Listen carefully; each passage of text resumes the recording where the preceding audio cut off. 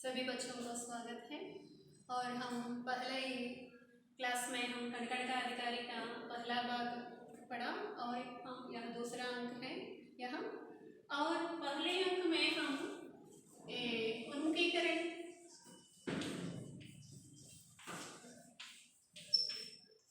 समाप्त किया। उन्मुखीकरण का क्या है सीखे कि श्रम सदा पूजनीय है, पूजा के समान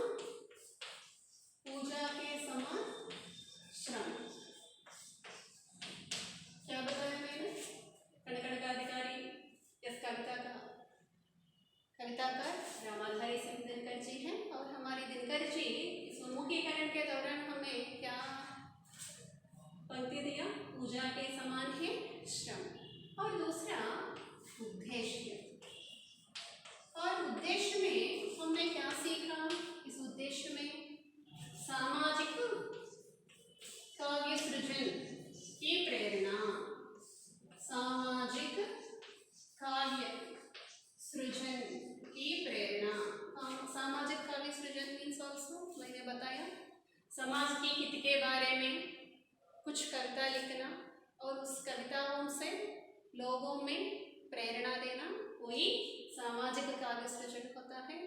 और मैंने क्या कहा? सामाजिक समाज कल्याण इसका उद्देश्य और क्या है? समाज कल्याण और उदारता की भावना।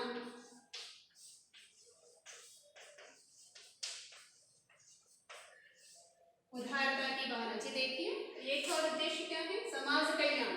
समाज कल्याण माने क्या है? समाज के हित के बारे में सोचना, कुछ करना समाज कल्याण होता है। और उदारता की भावना माने क्या है?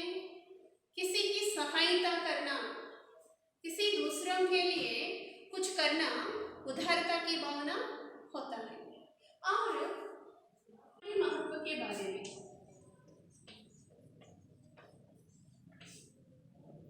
श्रम के महत्व के बारे में बताना। और श्रम के महत्व के बारे में बताते हुए मैंने आपको क्या कहा? ये कहानी सुनाई आपको। एक धनी आदमी है, वो उसका सारा कारोबार अपने बेटे को सौंपने के पहले उसने क्या सोचा? उस बेटे अपनी कमाई का अनुभव कराना चाहा। अपनी कमाई में हमें कुछ आनंद मिलते हैं, उसका अनुभव उसको बताना चाहता था। इसलिए मैंने उस कहानी आपको कहा। उस कहानी में क्या हम सुना है कि पहली बार उसकी माँ के दिए हुए सोने के सिक्के को वो कुएं में फेंकते हैं, और दूसरी बार अपनी बहन दिए हुए 1 रुपये को भी वो कुएं में फेंकते हैं। लेकिन तीसरी बार अपनी कमाई वो 2 पैसे है ना, उसको कुएं में फेंकने के लिए कुछ सोचते हैं, इतना क्रोधित होते हैं कुएं में फेंकने के लिए, क्योंकि उस लड़के को अनुभव हुआ 2 पैसे कमाने के लिए कितना कष्ट झेलना पड़ा उसको। इससे वह अनुभवी भी था, सब कुछ समझकर क्या किया? अपने सारा कारोबार उस बेटे के सौंप दिया।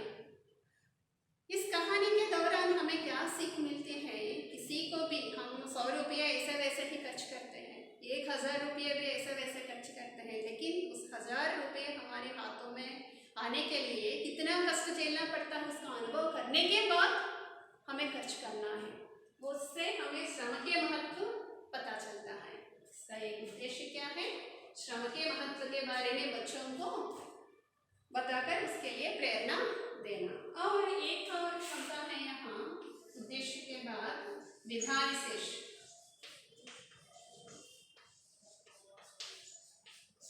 विधा विशेष। विधा विशेष means a mode of the lesson.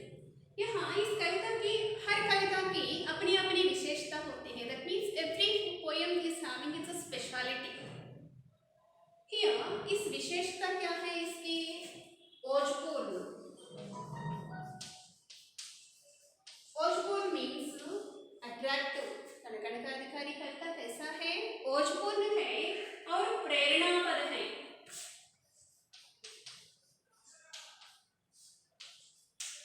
प्रेरणा। प्रेरणा means motivation, to inspire to the people, to motivate to the people, वो प्रेरणा होते हैं। हमने उद्देश्य में क्या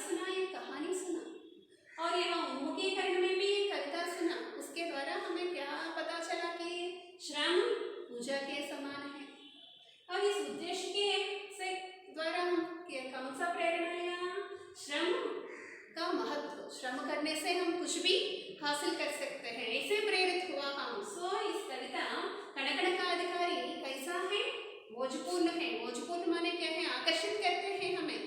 और प्रेरणा पद भी है। प्रेरणा पद माने क्या है? It will give inspiration to us. वो प्रेरणा देते हैं, will inspire with that to do something. So ये प्रेरणा पद है और ओजपूर्ण भी है। और रामाधारी सिंह दिनकर की प्रसिद्ध रचना कुरुक्षेत्र से लिया गया है। जी देखिए कुरुक्षेत्र, यहाँ मैं लिखती हूँ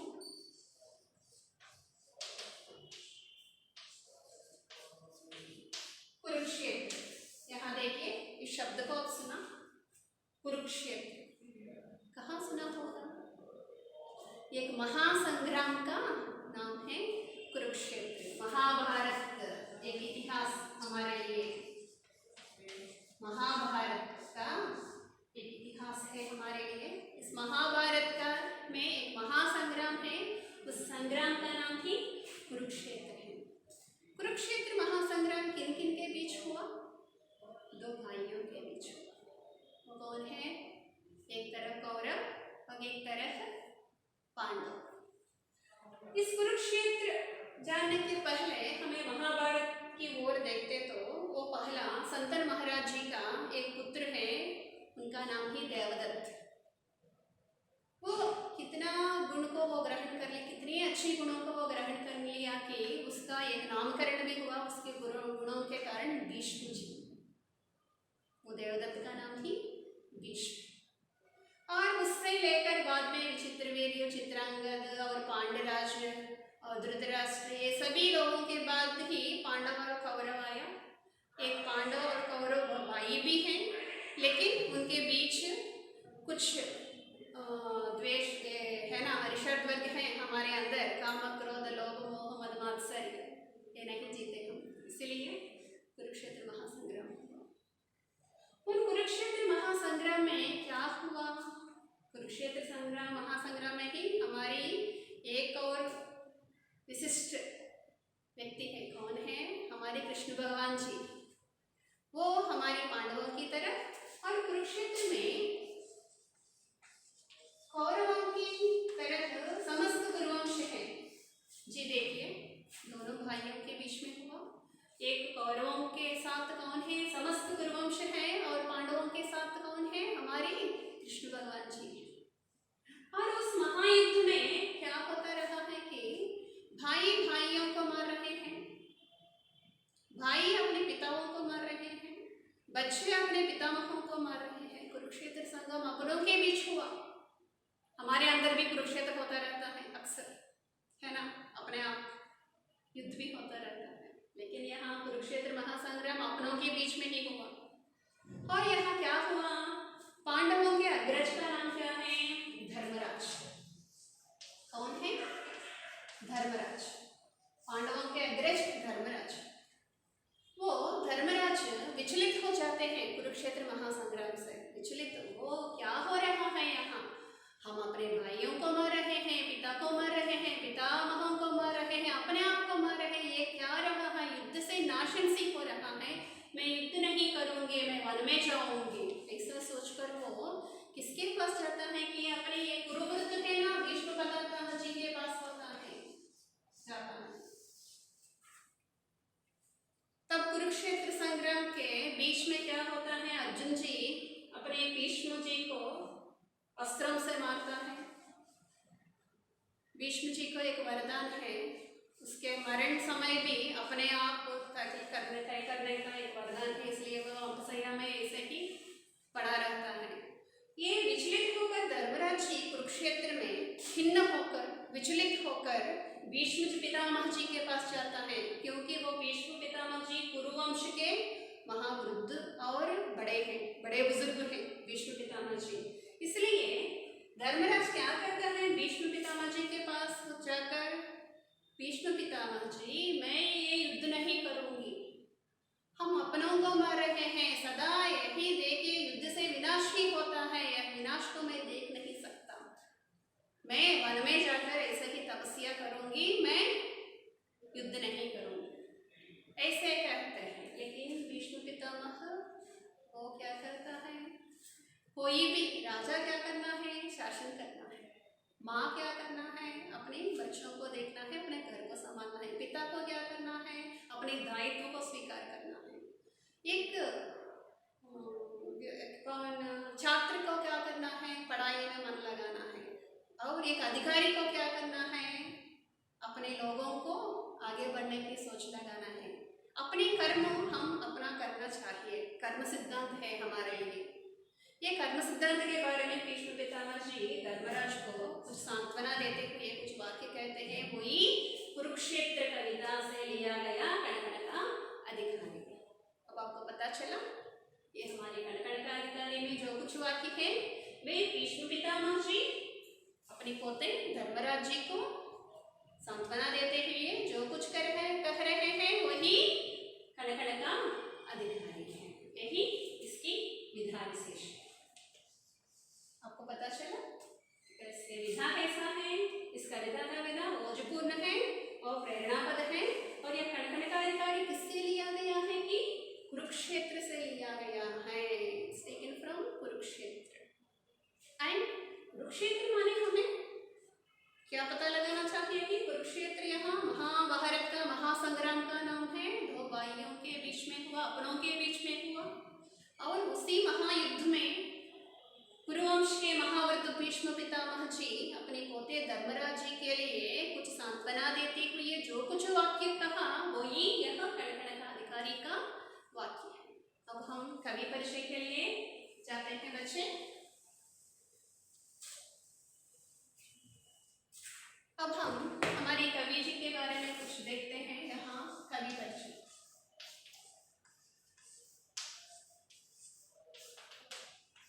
जी देखिए, यहाँ डॉक्टर रामाचारी सिंह दिनकर हिंदी के प्रसिद्ध कवियों में से एक है। Is well noted poet and उनका जन्म सन 1908 में हुआ और बिहार के मुंगेर जिले में हुआ। कहाँ हुआ? हमारे कवि डॉक्टर रामाधारी सिंह दिनकर जी का जन्म 1908 में बिहार के मुंगेर जिले में हुआ और सिमरिया गांव में हुआ तथा निधन माने क्या है? मृत्यु। निधन कब हुआ इनके लिए?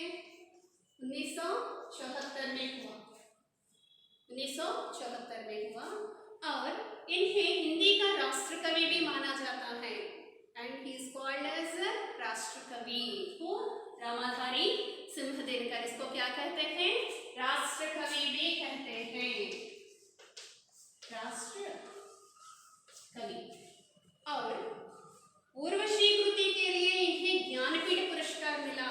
आपको पता है ना, पहली कविता में हमारे लिए सुमित्रानंद पंत जी को किसके लिए ज्ञानपीठ पुरस्कार मिला? चिदंबरा के लिए। और यहाँ हमारी रामाधारी सिंह दिनकर जी के लिए उर्वशी कृति के लिए।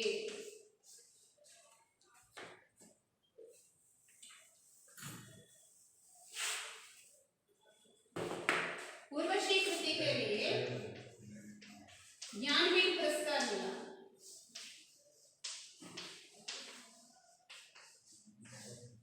उर्वशी कृति के लिए ज्ञानपीठ पुरस्कार मिला और इनकी रचनाएं रेणुका, कुरुक्षेत्र, रश्मिरथी, परशुराम की प्रतीक्षा, रसवंती आदि इनकी प्रमुख रचनाएं हैं।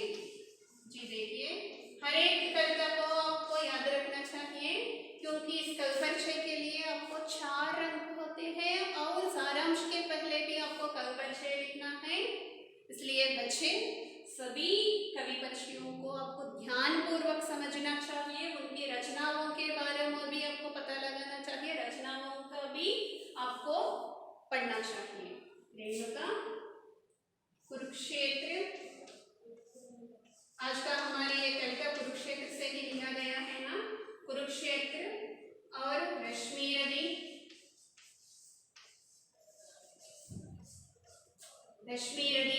और परशुराम की प्रतीक्षा।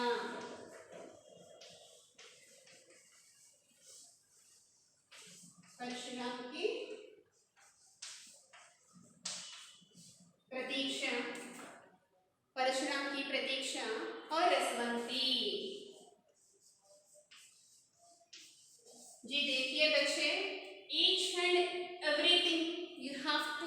listen and you have to understand Kavi Parichay. Why? Because this is very essential for you in exams. You can get the help of this Kavi Parichay more marks. So here Kavi Parichay में क्या है, हमारी दिनकर जी, रामाधारी सिंहादित्य दिनकर जी का जन्म 1908 बिहार के मुंगेर जिले सिमरिया गांव में हुआ और उनका निधन माने क्या है यहाँ, उनका जन्म 1908, उनकी मृत्यु, निधन माने यहाँ मृत्यु कब हुआ, 1974 में हुआ। और उनको क्या कहते हैं हम, राष्ट्रकवि, उनका एक और नाम क्या है, राष्ट्रकवि भी कहते हैं हमारे रामाधारी सिंह दिनकर जी को। किसी ने आपको पूछ लिया तो राष्ट्रकवि किसको कहते हैं, रामाधारी सिंह दिनकर जी को। और इसके लिए ज्ञानपीठ पुरस्कार किसके लिए मिला है कि ओरोशी कृति के लिए ज्ञानपीठ पुरस्कार मिला। और इनकी रचनाएं क्या है जी, देखिए, रेणुका, कुरुक्षेत्र माने हमारी ये कनकन का अधिकारी कुरुक्षेत्र से ही लिया गया है ना, कुरुक्षेत्र, रश्मि रवि, परशुराम की प्रतीक्षा, दसवंती। हर एक रचना को आपको याद रखना चाहिए और पढ़ना भी चाहिए ध्यान से कवि परिचय को। ओके बच्चे, अब समझ गए डॉक्टर रामाधारी सिंह दिनकर जी का जन्म 1908 और निधन 1974, उनकी रचनाएं। और हम बाद में विषय प्रवेश के लिए जाते हैं। विषय प्रवेश माने क्या है, सब्जेक्ट। इस कविता का विषय क्या है, विषय प्रवेश जी। देखिए, मेहनत ही सफलता की कुंजी है। मेहनत मीन्स व्हाट अम्मा, मेहनत ही सफलता की कुंजी है। कुंजी means what? ताला. That means hard work is the key of success. What is the key of success here? Hard work is the key of the success. मेहनत ही सफलता की कुंजी है। मेहनत करने वाला व्यक्ति कभी नहीं हारता। जो श्रम करता है, जो श्रम पर विश्वास रखता है, सदा काम करने के तत्पर हो जाता है, वो कभी भी हारता नहीं। He never bow his head in front of a failure. Always he will go to the success. He will take that fruit of that result. वो हमेशा सफल होता है। That means always he is happy and he will win anywhere. क्योंकि काल्पनिक जगत को साकार रूप देने वाला वही है। That means hard worker only fulfill his dreams and desires. Why? Because he is very eager to do some work. He is ready to do any work. That kind of man always कामयाबी ही होता है। इनके कण के पीछे उसका श्रम है। Behind is what it is there, his hard work only. इसके कण के पीछे उसका श्रम है। इसलिए कण का अधिकारी वही है। कौन है? जो श्रम करने वाला। अंत में रामाधारी सिंह दिनकर जी क्या कहते हैं?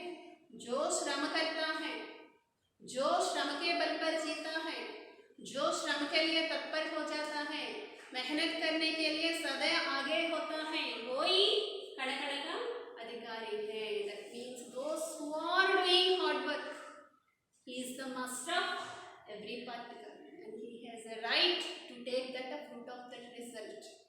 Okay children, ठीक है। विषय प्रवेश क्या है यहाँ? मेहनत ही सफलता की कुंजी है। Success is the hard work is the key of success. And मेहनत करने वाला व्यक्ति कभी नहीं हारता। He never bow his head in front of a failure. जो who are doing a hard work and वह हमेशा सफल होता है, सदा वो विजयी ही पाता है, कामयाब ही पाता है। क्योंकि काल्पनिक जगत को साकार रूप देने वाला, काल्पनिक जगत means what? Our dreams and desires. I am having also a dream, everybody is having their desires and dreams, लेकिन who can fulfil it? Who will do the hard work? श्रम करने वाला अपने स्वप्न को साकार रूप देता है। साकार रूप देना माने क्या है? कामयाबी बनना। और इसके कण के पीछे, इसके कण मीन्स क्या है? अणु। इसके अणु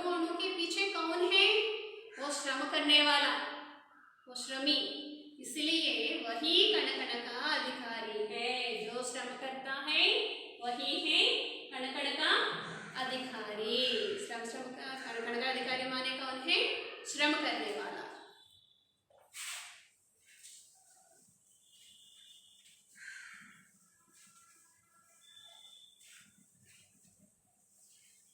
और अब हम कविता के बारे में कुछ सीखते हैं। आज का हमारी ये कविता जी देखिए।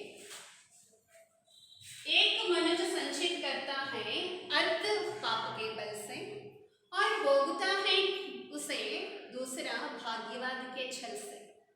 नर समाज का भाग्य एक है, वह श्रम और वह भुजबल है, जिसके सम्मुख झुकी हुई पृथ्वी विनीत नमतल है।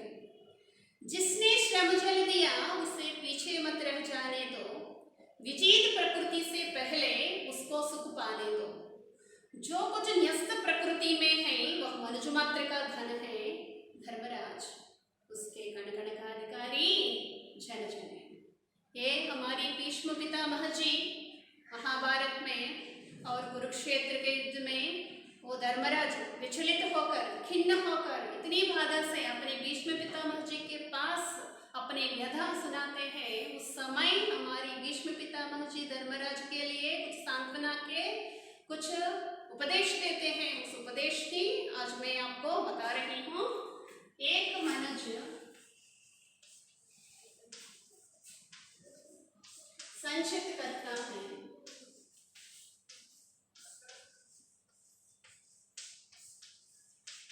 एक मनुष्य संचित करता है अर्थ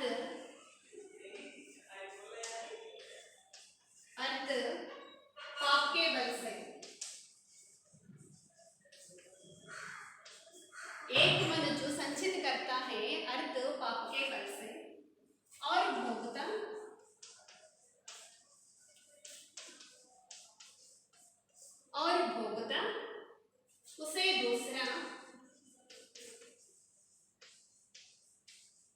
उसे दूसरा भाग्यवाद के छल से।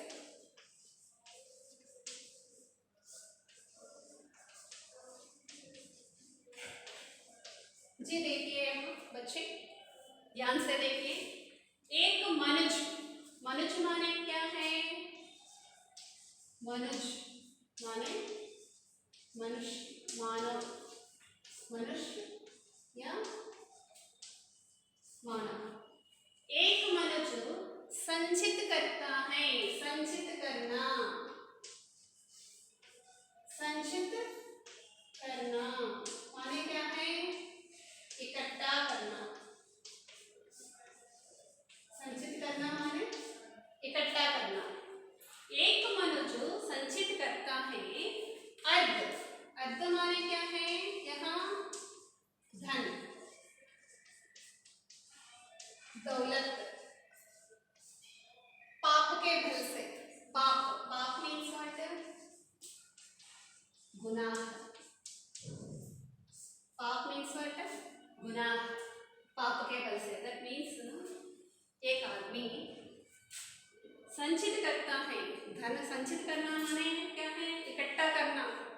इकट्ठा करना माने धन कमाना, कमाता है। ऐसे अर्थ किसको? धन को। अर्थ माने क्या है? यहाँ धन और दौलत। कैसे कमाते हैं?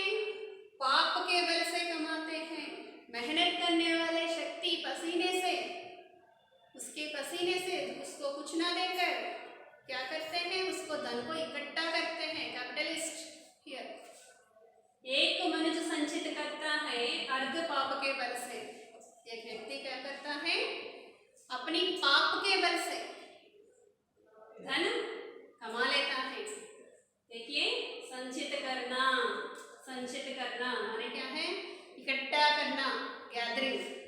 मनुष्य, मैन, मानव, मनुष्य। अर्ध, अर्ध माने क्या है? धन, दौलत, धन, दौलत। पाप के बल से, the strength of sin, the help of sin, he and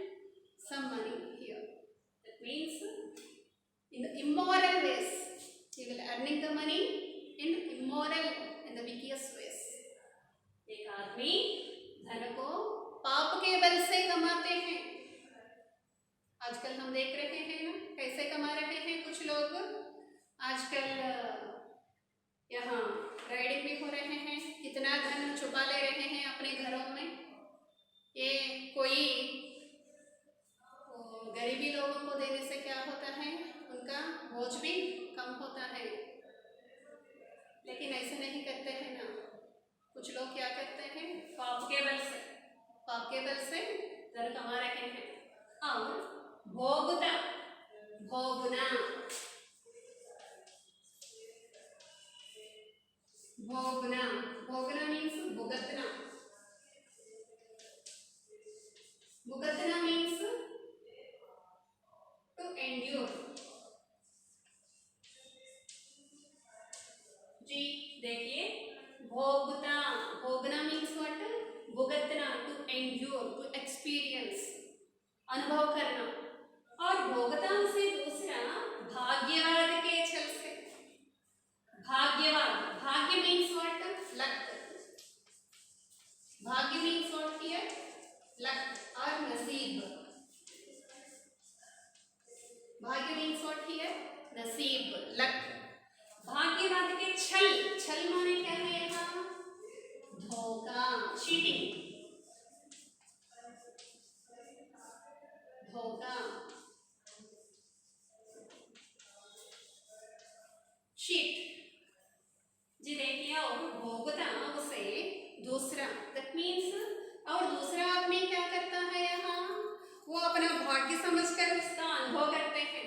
that means एक आदमी पाप के बल से धन कमा रहे हैं, दूसरों को धोखा देके क्या कर रहे हैं, पाप के बल से, by the doing of sin is earning money, धनी हो रहे हैं। और दूसरा कुछ लोग क्या हो रहा है ना, भोगना, भोगना मीन्स व्हाट, भुगतना, टू एंड्योर, टू एक्सपीरियंस। कैसे, भाग्यवाद, भाग्य माने क्या है, अपना नसीब, हमारे नसीब में नहीं, हम ऐसे बोलते हैं ना, हमारी भाग्य ऐसा ही हो गया, हम ऐसे बोलते हैं ना, भाग्य, भाग्य मीन्स नसीब, लक। ओके बच्चे, यह पहला क्या है आपको समझ लिया। हम अपनी तीसरी अंक में इसको हम continue in the third part.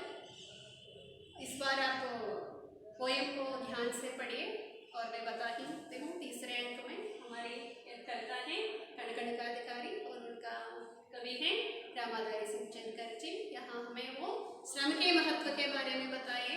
और पहला पद में, एक मनुष्य संचित करता है अर्ध पाप के बल से, एक आदमी पाप के बल से, पाप के द्वारा धन कमा रहे हैं, और दूसरा धोखे देके उसको अपना भाग्य बता के उसको अनुभव कर रहे हैं। ये बता रहे हैं इस दोनों वाक्यों में।